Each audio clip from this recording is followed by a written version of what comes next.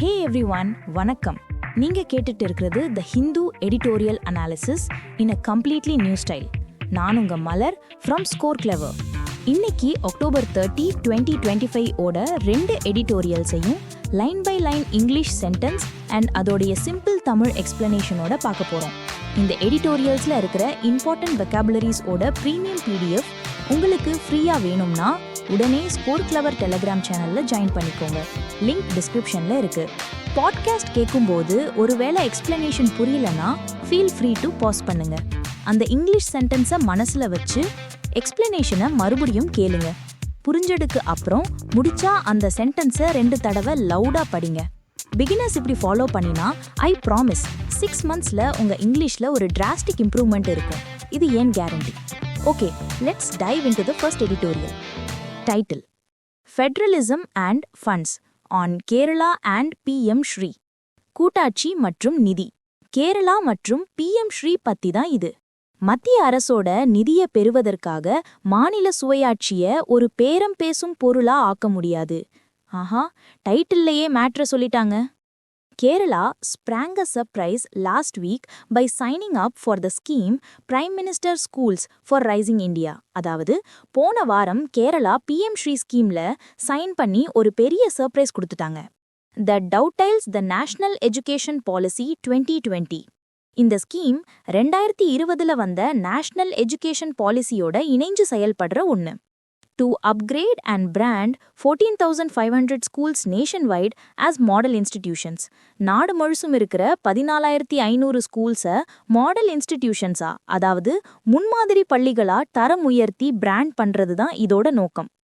Kerala, one of the 3 states to oppose the NEP 2020, the others being Tamil Nadu and West Bengal. NEP 2020 எதிர்த்த 3 மாநிலங்கள்ல கேரளாவும் ஒன்று, மற்ற 2ம் நம்ம தமிழ்நாடு அண்ட் வெஸ்ட் பெங்கால். நம்ம லிஸ்ட்ல தான் அவங்களும் இருக்காங்க. On the contention that it sought to encroach on the subject of school education, which is in the concurrent list. எதுக்கு எதிர்த்தாங்கன்னா, ஸ்கூல் எஜுகேஷன் கன்கரண்ட் லிஸ்ட்ல இருக்கு. அதாவது மத்திய அரசும் மாநில அரசும் சட்டம் இயற்றலாம். ஆனா இந்த NEP மாநில அரசோட அதிகாரத்துல தலையிடுதுன்னு சொன்னாங்க. And infuse it with communal bias and anti-scientific content. அது மட்டும் இல்லாம இதுல மதசார்பான கருத்துக்களையும் அறிவியலுக்கு எதிரான விஷயங்களையும் திணிக்க பாக்குறாங்கன்னும் குற்றம் சாட்டினாங்க. Was evidently looking to gain central funds. இவ்வளோ எதிர்த்த கேரளா இப்போ இந்த ஸ்கீம்ல சைன் பண்ணதுக்கு காரணம் மத்திய அரசோட நிதியை பெறணுங்கிறது தான் வெளிப்படையா தெரியுது. கேஷ் இஸ் கிங் போல.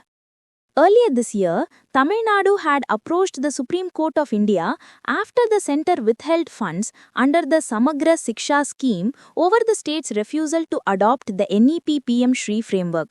இந்த வருஷம் முன்னாடியே தமிழ்நாடு NEP PM ஸ்ரீ framework-ஐ ஏத்துக்க மறுத்ததால மத்திய அரசு சமக்ர சிக்ஷா ஸ்கீமுக்கு கீழே வர்ற நிதியை நிறுத்தி வச்சிட்டாங்க. அதனால தமிழ்நாடு சுப்ரீம் கோர்ட்டுக்கு போனாங்க. Kerala's agreement on adopting the scheme is now in freeze after strife within the ruling left Democratic Front. இப்போ கேரளா இந்த ஸ்கீமை ஏத்துக்கிட்ட அக்ரிமெண்ட் ஆளுங்கட்சியான LDF குள்ளேயே ஏற்பட்ட சண்டையால நிறுத்தி போடப்பட்டிருக்கு. Soon after the government signed the PM Shri MOU with the center without cabinet approval, an issue deferred twice in cabinet meetings. Cabinet approval இல்லாமலேயே மத்திய அரசோட PM Sri MOUல அரசாங்கம் கையெழுத்து போட்ட உடனே இந்த பிரச்சனை ஆரம்பிச்சிருச்சு. இந்த இஷ்யூவை 2 தடவை கேபினட் கூட்டத்துல தள்ளி போட்டிருக்காங்க. The CPI, a key LDF partner, demanded an immediate withdrawal. LDF-ஓட ஒரு முக்கியமான கூட்டணி கட்சியான CPI உடனடியா இந்த ஒப்பந்தத்திலிருந்து வெளியேறணும்னு டிமாண்ட் பண்ணாங்க.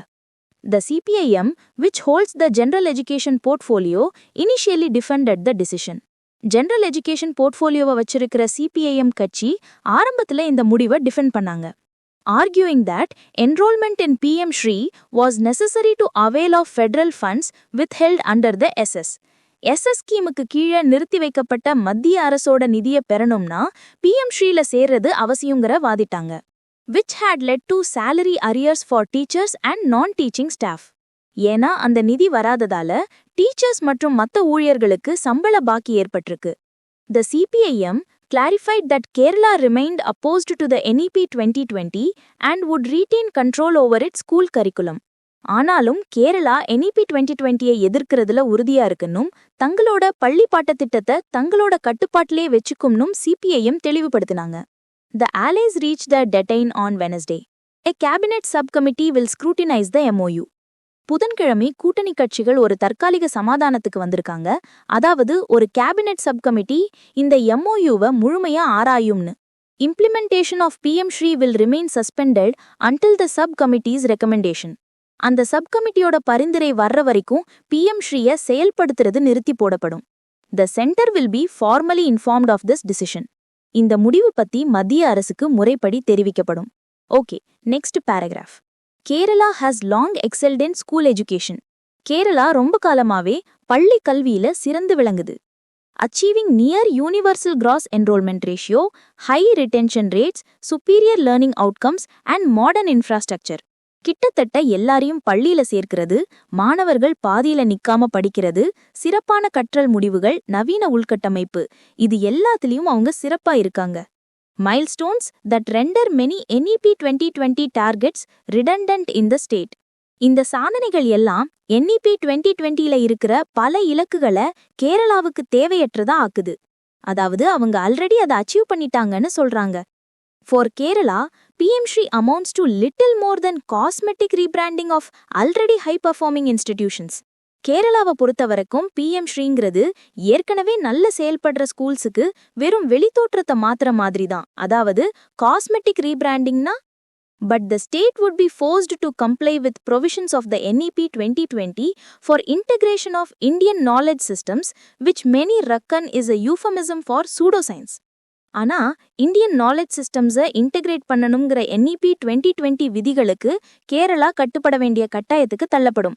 பல பேர் இத சூடோசைன்ஸ், அதாவது போலி அறிவியலுக்கு ஒரு யூஃபமிசம், அதாவது ஒரு நாசுக்கான வார்த்தைன்னு நினைக்கிறாங்க.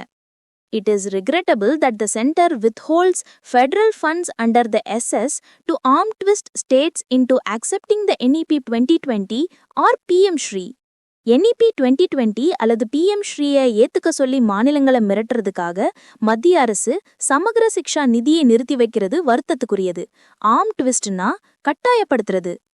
While Tamil Nadu has pursued legal redress, its case has not received the judicial urgency it warrants. Tamil Nadu சட்டரீதியான தீர்வுக்கு போயிருந்தாலும் அவங்க வழக்குக்கு கிடைக்க வேண்டிய ஜுடிஷியல், அதாவது நீதித்துறை அவசரம் இன்னும் கிடைக்கல. In India's federal polity, the judiciary must robustly defend cooperative federalism whenever it is undermined. இந்தியாவோட கூட்டாட்சி அமைப்புல கூட்டுறவு கூட்டாட்சிக்கு பாதிப்பு வரும்போதெல்லாம் ஜுடிஷியரி, அதாவது நீதித்துறை அதை வலுவா பாதுகாக்க வேண்டும். As Kerala possesses PM Shri, it must consider litigation to secure its rightful share of central funds. இப்போ கேரளா PM Shriயை நிறுத்தி வச்சிருக்கிற நிலையில தங்களுக்கு உரிமையான மத்திய நிதியை பெற சட்டப்படி வழக்கு தொடர்றத பத்தி யோசிக்கணும். Federalism and state autonomy cannot be bargaining points in the quest for funds. கூட்டாட்சியும் மாநில சுயாட்சியும் நிதியை தேடும்போது பேரம் பேசும் பொருட்களாக இருக்க முடியாது. What a powerful finishing line. Okay, what a political drama, கரெக்டா? இப்போ ஒரு சின்ன but super useful break. Aspirants, நீங்க vocabularies, idioms and phrases and phrasal வேர்ப்ஸை மெமரைஸ் பண்ண ரொம்ப கஷ்டப்படுறீங்களா? இனிமே அந்த கவலை வேணாம். கூகுள் பிளே ஸ்டோர்ல இருக்கிற நம்ம ஸ்கோர் கிளவர் ஆப்பை டவுன்லோட் பண்ணுங்க. எங்களோட யூனிக் லேர்னிங் டெக்னிக் யூஸ் பண்ணி நீங்க ஒரே ஒரு தடவை படிச்சா போதும், லைஃப் லாங் மறக்கவே மாட்டீங்க. சீரியஸ்லி மறக்க நினைச்சாலும் முடியாது. ஓகே, அண்ட் இந்த பாட்காஸ்ட் இனிஷியேட்டிவ் எப்படி இருக்குன்னு மறக்காம உங்க ஃபீட்பேக்கை கமெண்ட்ல சொல்லுங்க. ரொம்ப எஃபர்ட் போட்டு கிரியேட் பண்றோம். ஸோ உங்க லைக், ஷேர் அண்ட் சப்ஸ்கிரிப்ஷன் எங்களுக்கு ஒரு பெரிய பூஸ்டா இருக்கும். Don't forget to subscribe. Okay, let's get back to the business. Second editorial. Title: Uneven Growth on Industrial Production Data for September. Increasing incomes and creating jobs are a must to boost demand. சீரற்ற வளர்ச்சி. September மாத தொழில்துறை உற்பத்தி டேட்டாவை பத்தி தான் இது. தேவையை அதிகரிக்கணும்னா வருமானத்தை அதிகரித்து வேலை வாய்ப்புகளை உருவாக்க வேண்டியது அவசியம். டைட்டில்லையே ப்ராப்ளம் அண்ட் சொல்யூஷன் ரெண்டையும் சொல்லிட்டாங்க. The industrial production data for September is especially useful. September மாத தொழில்துறை உற்பத்தி டேட்டா ரொம்பவே பயனுள்ளது. As it provides insights into longer periods such as the second quarter and the first half of the financial year. ஏன்னா இது 2வது காலாண்டு நிதியாண்டோட முதல் பாதி மாதிரியான நீண்ட காலத்தை பத்தின ஒரு பார்வையை நமக்கு கொடுக்குது. The news is not all bad, but there are areas that warrant attention. வர நியூஸ் எல்லாமே கெட்டதில்ல, ஆனா சில விஷயங்களை நாம கண்டிப்பா கவனிக்கணும்.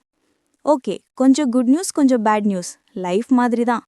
When looked at on a half-yearly basis, the IIP data for April-September 2025 show that industrial growth was the slowest in at least 5 years. அரையாண்டு அடிப்படையில் பார்த்தா ஏப்ரல்-செப்டம்பர் 2025க்கான ஐஐபி டேட்டாவக கடந்த 5 வருஷத்திலேயே தொழில்துறை வளர்ச்சி ரொம்ப மெதுவாவா இருந்திருக்கு. At just 3%, the half-yearly growth is well below what it should be. வெறும் 3%ல இந்த அரையாண்டு வளர்ச்சி இருக்க வேண்டிய அளவை விட ரொம்பவே குறைவு. However, quarterly growth shows that things are improving. ஆனாலும் காலாண்டு வளர்ச்சி விஷயங்கள் சிறந்து வருதுன்னு காட்டுது. Q2 growth was a more robust 4.1% compared to 2% in Q1. முதல் காலாண்டுல 2% இருந்த வளர்ச்சி 2வது காலாண்டுல 4.1% அளவுக்கு வலுவா இருந்திருக்கு. The bright spot in all of this, at least on the surface, has been the manufacturing sector. இது எல்லாத்துலயும் குறைஞ்சபட்சம் மேலோட்டமா பார்க்கும்போது ஒரு நல்ல விஷயம்னா அது உற்பத்தி துறை தான். In September, it grew by 4.8%, the second highest in this financial year. September மாசம் அது 4.8% வளர்ச்சி அடைஞ்சிருக்கு. இது இந்த நிதியாண்டுல 2வது அதிகபட்சம். On a quarterly basis too, the sector's growth bounced back to 4.1% in the April-September 2025 half. அரையாண்டு அடிப்படையிலையும் இந்த துறையோட வளர்ச்சி ஏப்ரல்-செப்டம்பர் 2025 பாதியில 4.1%க்கு மீண்டு வந்திருக்கு. After having slowed to 3.8% in the first half of the previous year. போன வருஷத்தோட முதல் பாதியில 3.8% குறைஞ்சதுக்கு பிறகு. Activity in the mining sector contracted in September 2025, the second quarter as well as in the first half of the financial year. சுரங்கத்துறையோட செயல்பாடு September 2025ல 2வது காலாண்டுலையும் மற்றும் நிதியாண்டோட முதல் பாதியிலையும் சுருங்கியிருக்கு. கான்ட்ராக்டட்னா சுருங்கிடுச்சு. While some of this can be attributed to the monsoon this year, this performance is still unusually poor. இதுல சிலதுக்கு இந்த வருஷத்தோட பருவமழையே காரணம் சொல்லலான்னாலும் இந்த செயல்பாடு வழக்கத்துக்கு மாற ரொம்ப மோசமா இருக்கு. Strengthening the sector should be a priority to shore up India's energy and strategic mineral security. இந்தியாவோட எரிசக்தி மற்றும் முக்கிய கனிம பாதுகாப்பை வலுப்படுத்த இந்த துறையை பலப்படுத்துறது ஒரு முன்னுரிமையா இருக்கணும். Okay, one last paragraph. The manufacturing sector's apparent strong performance too is not something that should be taken at face value. உற்பத்தி துறையோட இந்த வெளிப்படையான வலுவான செயல்பாட்டையும் நம்ம அப்படியே நம்பிடக்கூடாது. Take at face valueனா மேலோட்டமா பார்க்கறது அப்படியே ஏத்துக்கிறது. The data show that the growth is not broad-based and is instead concentrated in some sectors. இந்த வளர்ச்சி பரவலா இல்லாம சில துறைகள்ல மட்டும் குவிஞ்சிருக்குன்னு டேட்டா காட்டுது. Of the 23 main manufacturing subsectors measured in the IIP, more than half contracted in the July-September 2025 quarter. ஐஐபியில் அளவிடப்படுற 23 முக்கிய உற்பத்தி துணை துறைகள்ல பாதிக்கும் மேல ஜூலை-செப்டம்பர் 2025 காலாண்டுல சுருங்கியிருக்கு. Of concern is that labor-intensive sectors such as apparels, leather products, rubber products and plastics all contracted in the September 2025 quarter. கவலைக்குரிய விஷயம் என்னன்னா, ஆடை, தோல் பொருட்கள், ரப்பர் மற்றும் பிளாஸ்டிக்ஸ் போன்ற அதிக தொழிலாளர்கள் தேவைப்படுற துறைகள் எல்லாமே செப்டம்பர் 2025 காலாண்டுல சுருங்கியிருக்கு. நம்ம ஆஸ்பிரன்ஸும் ஒரு லேபர் இன்டென்சிவ் செக்டர் தான், பட் அவுட்புட் வரல, இன்கமும் வரல. ஜஸ்ட் கிட்டிங், நம்பிக்கையோட படிப்போம். The sectors that grew included wood products, mineral products, basic metals and fabricated metal products, many of which are more capital intensive. வளர்ச்சி அடைந்த துறைகள்ல மரப்பொருட்கள், கனிமப் பொருட்கள், அடிப்படை உலோகங்கள் மற்றும் உருவாக்கப்பட்ட உலோகப் பொருட்கள் அடங்கும். இதுல பலவும் அதிக மூலதனம் தேவைப்படுற துறைகள். If this trend persists, it could have negative implications for job creation and warrants attention. இந்த நிலைமை தொடர்ந்தா இது வேலை வாய்ப்பு உருவாக்கத்துல எதிர்மறையான தாக்கங்களை ஏற்படுத்தும். மேலும் இது கவனிக்கப்பட வேண்டிய ஒரு விஷயம். The other troubling aspect of the data is that the consumer non-durable sector has contracted for the last 6 consecutive quarters. இந்த டேட்டால இருக்கிற இன்னொரு கவலைக்குரிய விஷயம் என்னன்னா, கன்சியூமர் நான் டியூரபிள் செக்டர், அதாவது சீக்கிரம் பயன்படுத்தக்கூடிய நுகர்வோர் பொருட்கள் துறை தொடர்ச்சியா கடந்த 6 காலாண்டுகளா சுருங்கிட்டே வருது. While some of these are essential items such as salt and edible oils, others are items of discretionary spending. இதுல சிலது உப்பு, சமையல் எண்ணெய் போன்ற அத்தியாவசிய பொருட்கள்னாலும் மத்தது discretionary spending, அதாவது நம்ம விருப்பத்துக்கு செலவு செய்யற பொருட்கள். Much of this is because of the base effect. But slack demand has been a problem that policymakers have been grappling with for some time. இதுக்கு பெரும்பாலும் பேஸ் எஃபெக்ட் ஒரு காரணம்னாலும் மந்தமான தேவை, அதாவது ஸ்லாக் டிமாண்ட் என்பது கொள்கை வகுப்பாளர்கள் கொஞ்ச காலமாவே போராடிட்டு வர்ற ஒரு பிரச்சனை. The only real solution lies in increasing incomes and creating jobs. இதுக்கு ஒரே உண்மையான தீர்வு வருமானத்தை அதிகரிச்சு வேலை வாய்ப்புகளை உருவாக்குறதுல தான் இருக்கு. இதுதான் எல்லாத்துக்கும் சொல்யூஷன். நம்ம எக்ஸாம் பாஸ் பண்ணி ஜாபுக்கு போனா நம்ம இன்கம் இன்க்ரீஸ் ஆகும், டிமாண்டும் இன்க்ரீஸ் ஆகும். All right guys, that's a wrap for today's editorials. But wait, போயிடாதீங்க, ஒரு சூப்பர் எக்ஸைட்டிங் அனௌன்ஸ்மெண்ட் இருக்கு. நம்ம ஸ்கோர் கிளவர் டெலிகிராம் சேனல்ல இப்போ டெய்லி எடிட்டோரியல் வொக்காப் லீக் நடக்குது. இன்னைக்கு நம்ம படிச்ச எடிட்டோரியல்ஸ்ல இருந்து வொக்காபுலரிஸ் ஷார்ப்பா டெய்லி 7 PM ஒரு லைவ் குவிஸ் நடக்கும். இது சும்மா குவிஸ் இல்ல, it's the IPL for editorial vocabulary. Monthly leagues, leaderboards, scores and exciting ரிவார்ட்ஸ்னு பல சர்ப்ரைசஸ் காத்துட்டு இருக்கு. So if you want to become a vocabulary champion, don't miss it. Join பண்ண லிங்க் டிஸ்கிரிப்ஷன்ல இருக்கு. கிளிக் பண்ணுங்க, ஜாயின் பண்ணுங்க, சாம்பியன் ஆகுங்க. This is your Malar from Score Clever signing off. நாளைக்கு சந்திப்போம். Keep learning and keep clever.